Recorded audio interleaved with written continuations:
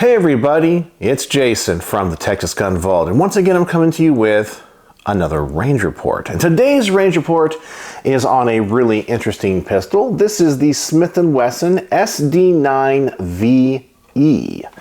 Now, this was a budget or entry-level firearm offered by Smith Wesson. I believe it was made for a time parallel with the M&P series, but I also believe it predates the M&P series and was kind of Smith & Wesson's first attempt to make a polymer-framed striker-fired pistol and compete in the marketplace where Glock was succeeding.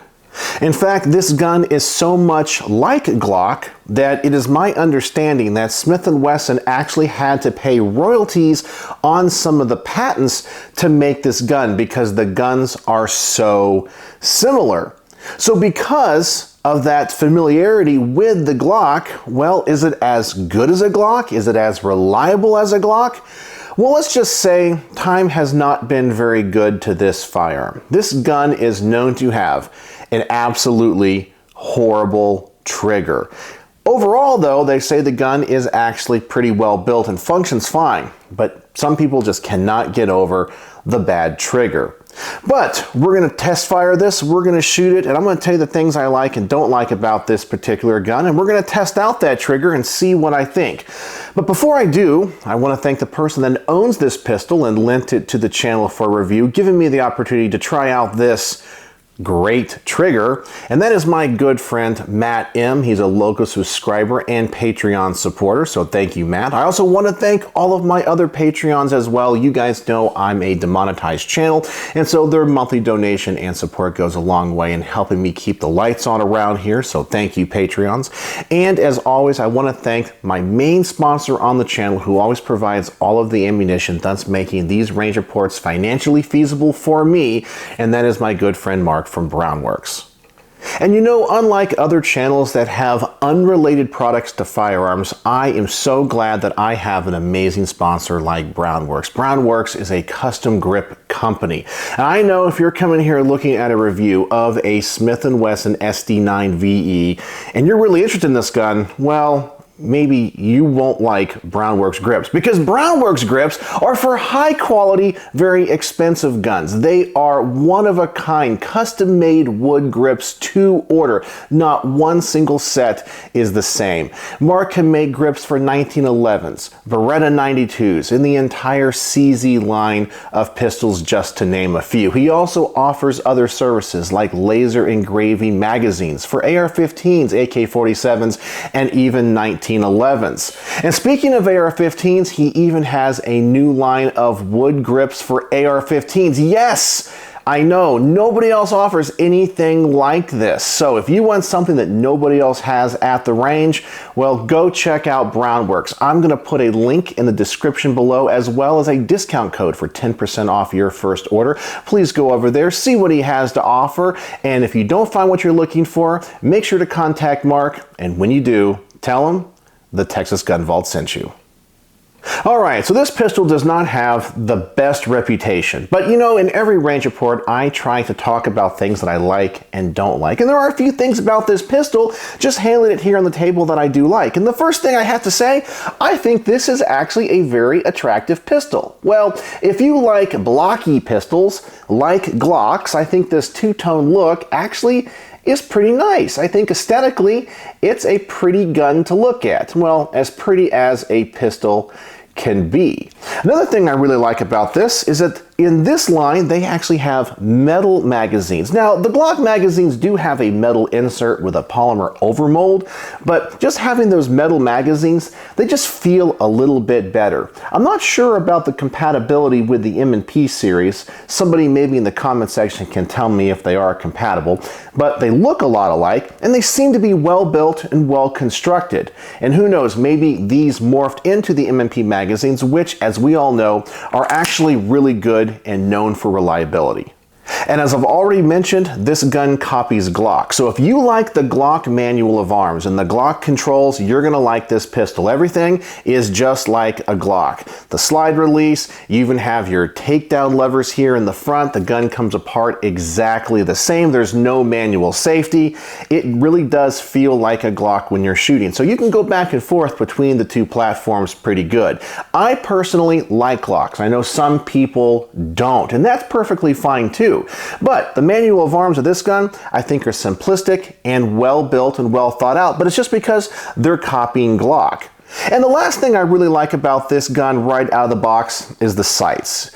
Smith & Wesson seems to put on some metal sights, it looks like. I don't think that they're polymer, but they're definitely a huge step up from what you get out of the box from Glock. You know, everyone complains about those Glock plastic sights, and I guess the philosophy of those sights is, well, they're cheap and you can take them off really easy and replace them with what you want.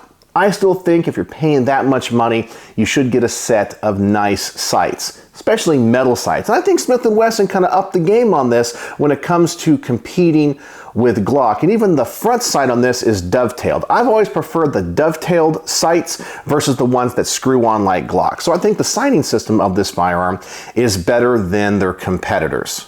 All right, and so now let's talk about the elephant in the room, and the one thing about this gun that I don't like, and that is going to be the trigger. Now, I'm going to make a statement here about how bad this trigger is, but I want to say something before I do.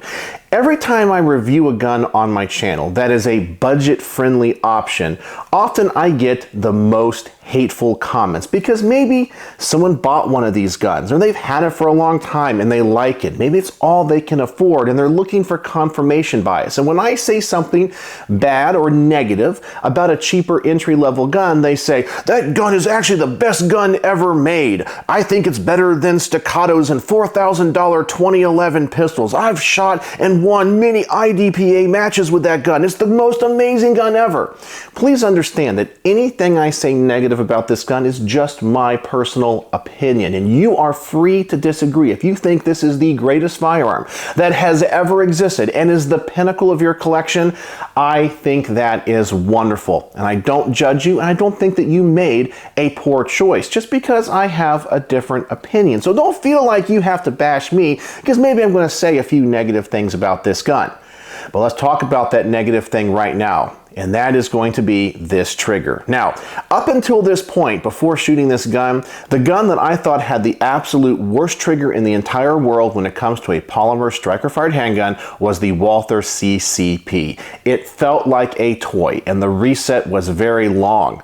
Well, this one takes the cake, because not only is this reset really long, and the take-up really heavy, you can't feel the wall.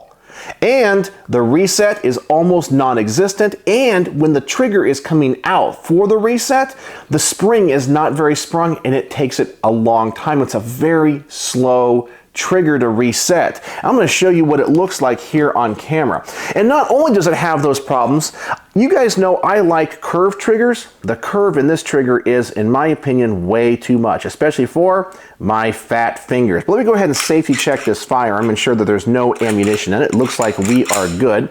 I'm going to show you this trigger pull. Now, this is a long and heavy trigger pull, and maybe you can even hear all the different sounds this gun is making. Yeah, and I can't even feel that wall. If I pull that trigger back, it just breaks, and it's a complete surprise where it's going to break. That is completely different than that of a Glock. Now, I'm going to show you this reset. Let me go ahead and cycle that, and I'm going to release the trigger, and we're still going, and going, and going. And right there, you might not even have heard it. That was the reset. And then we got all this sponginess. It is terrible. It's heavy. It's unpredictable. And as I mentioned, it does reset slow. So if I move my finger off the trigger really fast, it just moves slow. Maybe it wasn't caught there on camera, but trust me, this trigger is slow. And sometimes it even gets stuck when it's resetting. It is absolutely horrible. Now, the owner of this pistol, Matt, warned me about this before shooting it, and he was absolutely right. And I think most people that own this gun probably bought it as their first gun. I think that's what Matt said, just because it's a budget-friendly option, plus it's made by Smith Wesson, which is a quality company. And I even own stock in Smith Wesson, so I really want to be complimentary of this firearm, but I just can't because of that trigger. Now, the other thing about this gun that I don't like is the polymer. The polymer feels a little bit cheap and thin and chintzy as compared to Glock.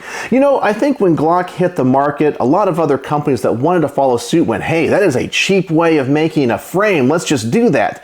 But they didn't understand that Gaston Glock was a master of polymers. And yeah, he made a polymer pistol, and a lot of people thought that was cheap. Well, the polymer that he used wasn't cheap, but I think a lot of other companies go a cheap route, such as Kel-Tec. And I think Smith & Wesson started out with this gun with that in mind. Oh, it's just polymer. Anything will do, it's cheap, and we can turn a huge profit because these guns are just cheaply made. The polymer doesn't matter. Well, I actually think the polymer does. Now, I don't have any test on the strength of this polymer or how rigid it is, but in my hands, it just doesn't feel as quality. It just feels cheaper. Now, does that mean the gun is not going to be reliable or last as long? No, but you know that feel of when you hold it, if it doesn't feel quality, well, you might lose a little bit of confidence in it. And that's just kind of how I feel. But that's the main things about this gun that I don't like. All right, so it is time. We're going to take this thing to the range. We're going to see how bad this trigger actually is. So I'm going to set up the target as always, starting off at 7 yards. And this is more of just a function test to see where the gun shoots, how it shoots, what the recoil impulse is like, and how the trigger feels.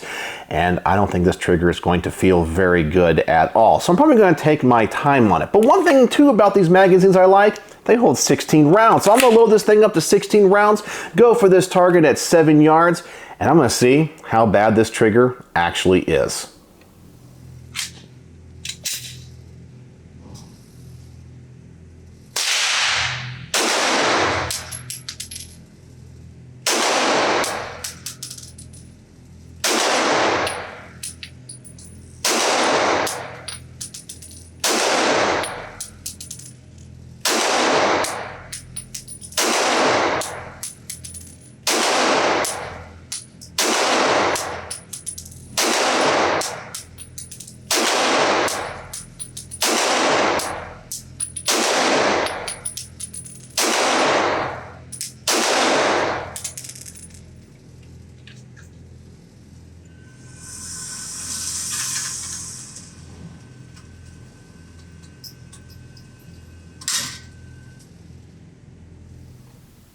All right, so that group is not too bad, but let me tell you, I had to work hard for that. This trigger sucks. Oh my gosh, it is horrible. Almost every shot was a complete surprise. You can't ride that wall. You can't stage this trigger at all. It is just a complete surprise, and it is so heavy, and that reset is so long. I had to work hard for that group.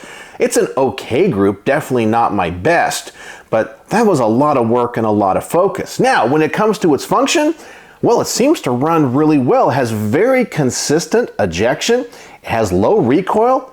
It seems to run. I like that. So the gun does seem to be reliable, but I would expect that especially if they've copied Glock's design. So far, terrible trigger, but it does run. All right, so now I'm going to set up the target at about double the distance, at about 14 yards. Go for the head on this silhouette target and see if I can shoot this pistol accurately. I always call this the accuracy portion, but no, I'm not bench resting the gun. I just want to see how these sights work at a little bit further distance. So I'm really expecting this group to open up, but you never know. But this trigger is horrible, so I'm definitely going to try to take my time with this one. So let's see how I do.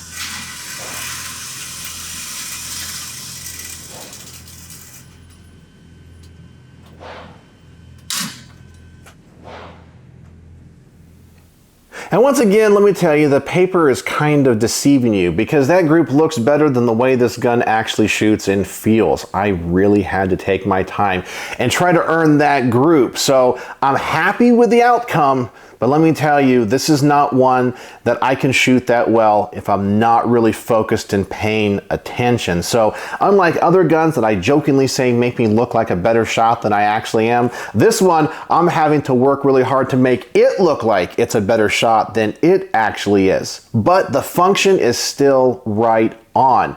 The trigger is terrible, that reset is super long, and sometimes that trigger kind of pauses in that reset cycle. I don't like that at all, and I think we're going to have some trouble later when I try to shoot this gun faster. But right now, I want to give my wife Becky a shot at shooting this. She loves Glock. She loves her Glock 19, and this is about the same size as the Glock 19 with the same manual of arms.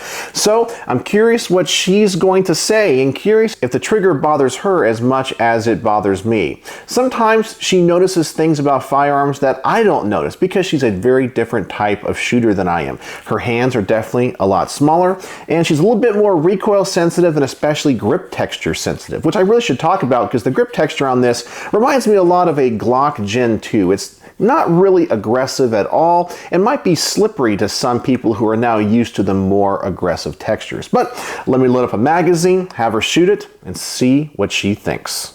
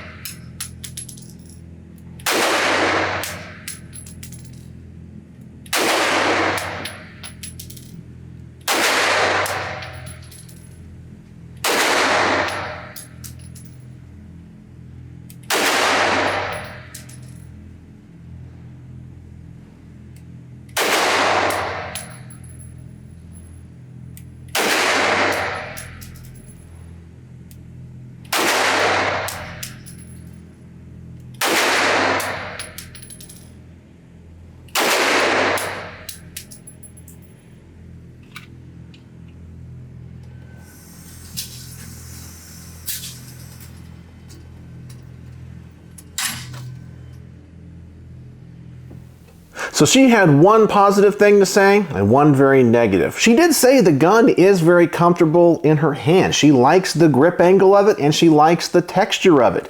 So that really is important to her. So if that's something that you care about, well, maybe you would like this gun.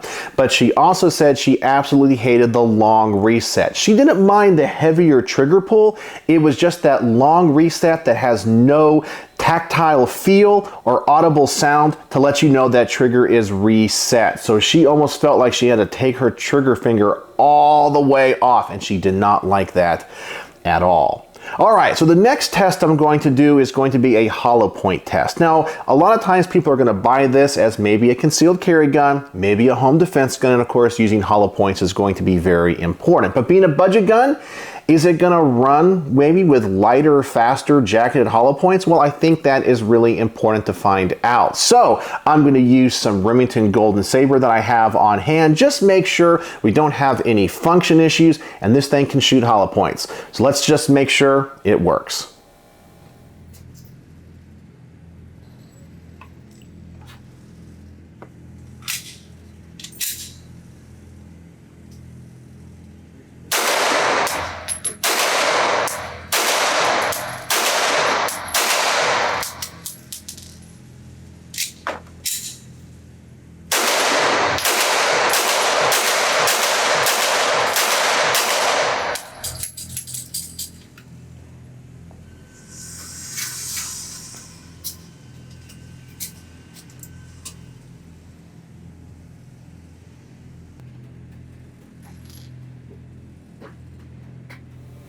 And the gun seems to run fine with hollow points. Now, that one failure to fire we had was definitely the ammunition and not the gun, as I showed in the footage. That primer had a very strong strike on it. It just didn't go off. So that was the ammunition and not the gun. So I'm not going to ding any points for it. And I have to say, the functionality of this gun and the reliability of this gun are really, really good. I'm very impressed with it so far for being a budget gun. It is just that trigger that, oh man, you gotta shoot it to know what I'm talking about. It's absolutely horrible. But the function and the reliability of the gun, going pretty good so far. I'm really impressed with that.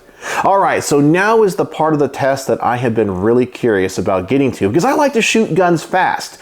And when a gun has a really nice trigger, I think I can shoot them fast. This gun's trigger is horrible. I really feel I'm going to have a difficult time getting a lot of rounds down range in quick succession. Also, I'm going to do a quick magazine change. Now, these magazines fall out of here pretty quick, so I do like that. But the ring insertion is actually a little bit tricky because you don't have much of a mag well here, and the grip is kind of narrow. So to find that kind of takes a moment if you're not focused. So I'm just going to try to shoot this thing fast, change the magazine fast, get the gun back in action, and just see what happens.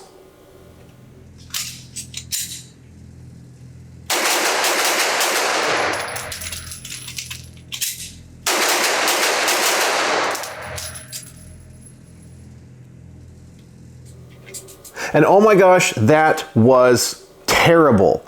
And I don't think that was me. You know, I will fully admit fault wherein I am not shooting very well. I'm just gonna tell you, this trigger is so long and so heavy and so long to reset because it moves so slow. You just cannot shoot this gun fast. Now, is that a design feature? Did they intend that to be the way this trigger is? I don't know, but I don't like it. It really slows you down. I think it makes you inaccurate. It's just not a very pleasurable gun to shoot. And I really think if this trigger was as nice as the M&Ps, even the M&P 1.0s, it actually would be a very nice gun to have, and I think a great value for its price or when it was made. But with this trigger, I think it's terrible, and especially a novice or new shooter would really struggle with this gun, and they might even get discouraged because it wouldn't shoot very accurate for them, and they would get used to a terrible trigger and then begin to think that all guns are like this.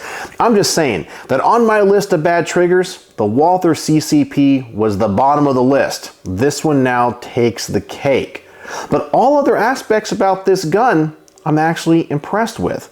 So what are my final thoughts on the Smith Wesson SD9 VE, the budget level or entry level polymer striker fired pistol from Smith Wesson, which I believe now is discontinued and pretty much was a ripoff from Glock that they had to pay Glock royalties for? Well, it has things I like and don't like about it. But all the things about this gun that I like, I think you can get in other pistols like the M&P line or in Glocks. But when it comes to the trigger, and I know I have harped on that in this entire range report, but you gotta shoot it to know what I'm talking about. It is horrific. It is terrible. It makes shooting the gun unenjoyable, and you have to work extra hard to be accurate with it. And if you like guns that have tactile resets or audible resets, it's not going to give it to you. If you like flat face triggers, well, you're definitely not going to like this trigger. Even if you like curved triggers like I do, it's way too curved. I don't know why when they were making this, they just couldn't have made it better. You would think in the R&D and in the testing phases of these guns, somebody would say, hey guys, I know we're trying to make a cheap entry-level gun, but we gotta make this thing shoot accurate. We gotta put a better trigger in this thing. I don't know why they didn't do that. But everything else about the gun works. It's reliable. It seems to function fine. The only issue I had was the ammunition, not the gun. I don't know. Everything else about it, well thought out, and I think a good value for what it costs. But that trigger, it has to go. So if you own one of these and there's some type of aftermarket trigger for it, you might want to get that. But if you bought this and are used to it and absolutely love it, I understand why, and you probably like it for the reliability and the function of it. I'm very impressed. But once again, it borrows so heavily from the Glock, that's just what I would expect. So on my star system, how would I rate the Smith Wesson SD9 VE? Well, I know some people are going to be upset with me, but I can only give this 2 stars out of 5. And it's only because the big problem with this gun is the trigger. That is the main thing that you use to control the firearm. If it had maybe a finish problem, or maybe we had some out of battery failures, I might not even give it 2 stars out of 5. I might give it 2.5 stars out of 5. But when the trigger is honestly this bad, yeah, it's unacceptable in my opinion, even though the function of this gun probably makes it a 4.5 or 5-star review. Man, but that trigger is absolutely horrible. Now, if you own one of these guns and absolutely love it, I think that is wonderful. I am not trashing your gun, and nor do I think you made a bad choice for yourself. I am glad that you are happy with it, and I hope you're winning all of those world-class IDPA matches with it. But for me, this is definitely not the gun for me, and it's definitely not the trigger for me. So that's it. That's my final thoughts on the Smith & Wesson SD9 VE. What do you guys think? Do you own one of these? Have you ever shot one of these? I would love to know in the comment section below. And is your trigger as bad as I made this one out to be? I would like to know more data points. So, as always, thanks for watching.